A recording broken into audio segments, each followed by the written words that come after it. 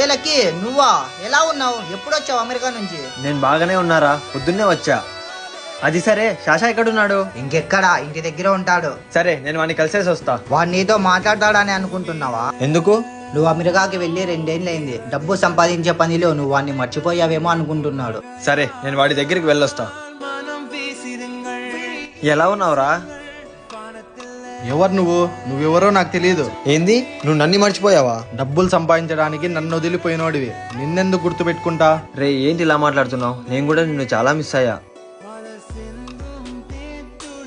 ఇది చూడు, ఇప్పటికీ మన ఫోటో నా ఫోన్ వాల్పేపర్గా పెట్టుకున్నా. డబ్బులు బ్రతకడానికి రా, కానీ నేను ఆనందంగా ఉండాలంటే నీలాంటి ఫ్రెండ్ ఖచ్చితంగా ఉండాలి. మర్యాదగా వచ్చి హగ్ ఇవ్వు, లేకపోతే ఇప్పుడే వెళ్ళిపోతా. స్నేహితుడి మధ్య చాలా దూరం ఉండొచ్చు, కానీ ఆ దూరం మనుషుల మధ్య కాదు.